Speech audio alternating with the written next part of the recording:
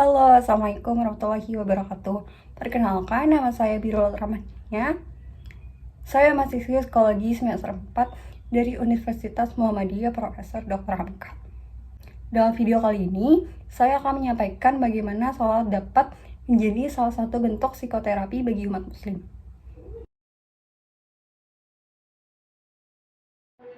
Psikologi adalah ilmu jiwa atau suatu ilmu yang mempelajari tentang jiwa manusia.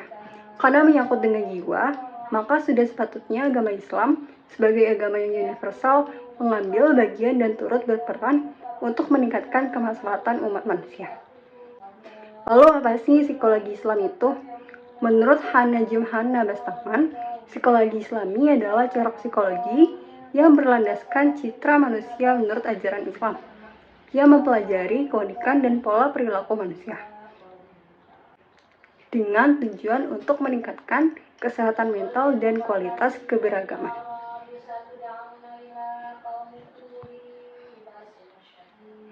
Para ilmuwan psikolog muslim mencoba membangun perspektif Islam terhadap konsep-konsep psikologi modern. Hal ini dilakukan dengan pertimbangan bahwa Islam adalah sumber pedoman, pandangan, dan tata nilai kehidupan bagi manusia. Dalam Al-Quran sendiri banyak mengungkap tentang konsep manusia. Agama Islam merupakan agama yang mengutamakan ilmu pengetahuan. Terbukti dengan ayat pertama yang turun kepada baginda Nabi Muhammad SAW yang berisi perintah membaca dan menulis. Dan Al-Quran adalah kitab yang berisi ilmu pengetahuan dan merupakan sumber ilmu pengetahuan. Dengan demikian, Islam dapat dipandang sebagai pisau analisis untuk membedah teori-teori psikologi modern. Begitu pula dengan penerapan psikoterapi. Islam sudah lebih dulu mempraktikannya melalui ibadah. Salah satunya adalah salat.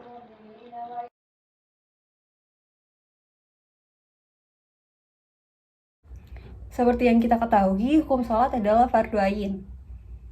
Artinya, salat adalah kewajiban yang perlu dilaksanakan baik laki-laki maupun perempuan, terutama bagi mereka yang sudah balik. Menurut Syekh Muhammad Arsyad Al-Banjari, dalam kitabnya Perukunan Besar, salat adalah ibadah yang dikerjakan umat Islam dimulai dari takbiratul ihram dan diakhiri dengan salam. Dilakukan sesuai dengan syariat dan hukumnya. Nabi Muhammad bersabda, salat merupakan tiang agama Islam. Hadis riwayat Ibnu Syahin dari Ali. Dalam sejarah tidak ada keterangan yang menjelaskan secara mendetail sejak kapan salat dilaksanakan. Namun dalam Al-Quran terdapat keterangan bahwa para nabi dan rasul semuanya melaksanakan ibadah termasuk salat.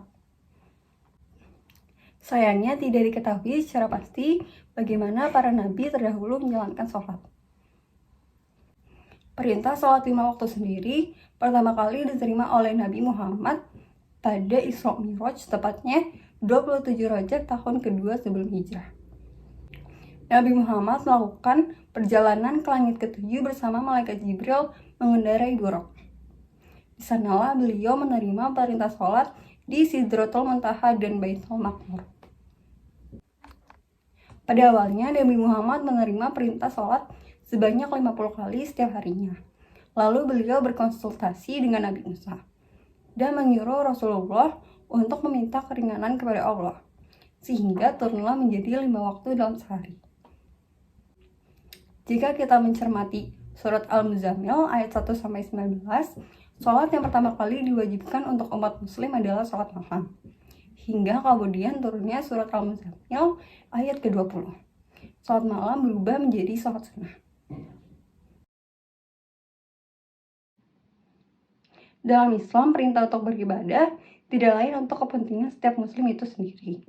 Ketika kita sholat, anggota tubuh akan merasakan banyak manfaat, baik dari aspek fisik maupun aspek pikiran. Mengerjakan sholat dapat melatih setiap individu untuk berkonsentrasi. Selain itu, dapat melatih seseorang untuk bersikap ikhlas dan khusyuk. Tentu hal ini akan memberikan pelajaran mengenai ketenangan hati yang sejati.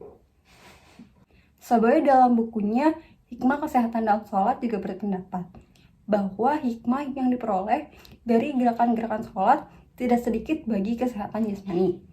dan dengan sendirinya akan membawa efek pada kesehatan rohaninya atau kesehatan jiwa seseorang.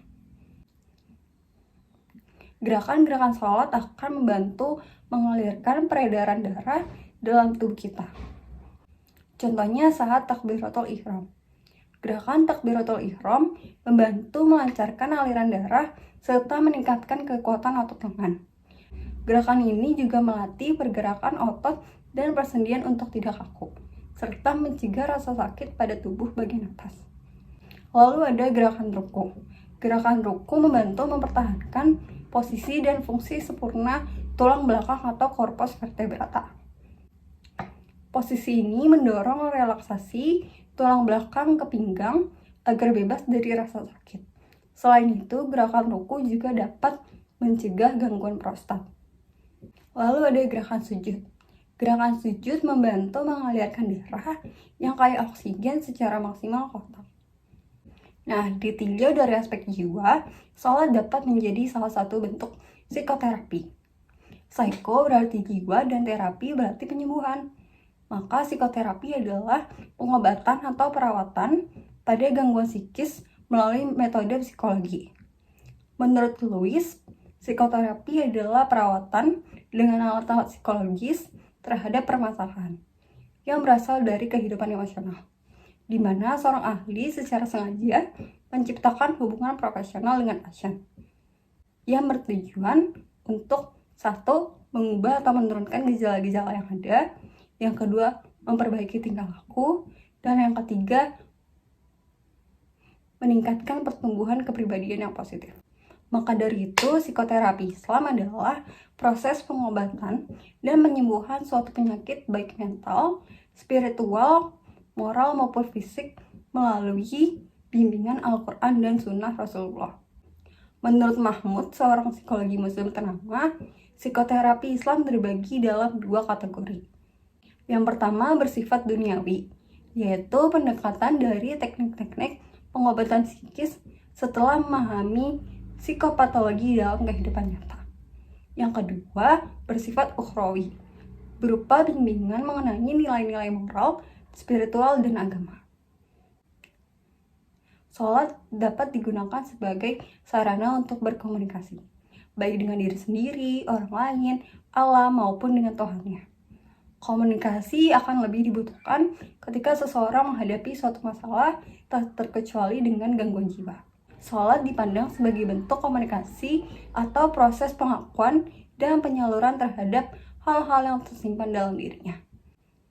Sholat merupakan komunikasi antara manusia dengan Sang Khalik. Dalam surat Ar-Ra'd ayat ke-28 yang memiliki arti, yaitu orang-orang yang beriman dan hati mereka menjadi tentram dengan mengingat Allah. Ingatlah, hanya dengan mengingat Allah lah hati menjadi tentram.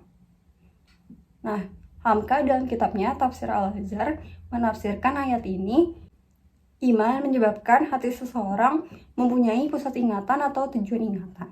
Dan ingatan kepada Allah inilah yang menimbulkan ketentraman dalam hati kita. Kemudian dengan sendirinya hilang segala macam kegelisahan, pikiran kusut, putus asa, ketakutan, dan kecemasan. Seperti yang kita tahu juga bahwa bacaan-bacaan dalam sholat berisi hal-hal yang baik.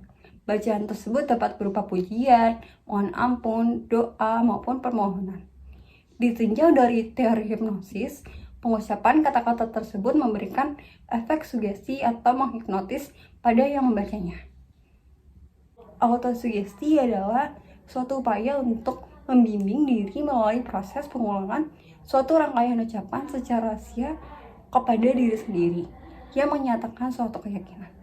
Ketika kita memahami bacaan sholat, diri kita menjadi tersugesti menjadi pribadi yang lebih baik lagi. Pada surat Al-Baqarah ayat 153 yang memiliki arti, hai orang-orang yang beriman, jadikanlah sabar dan sholat sebagai penolongmu. Sesungguhnya Allah bersama orang-orang yang sabar. Nah, di ayat ini menjelaskan tentang apabila seseorang mukmin mengalami kesulitan, maka ada hal yang harus dipegang, yaitu kesabaran dan istiqomah.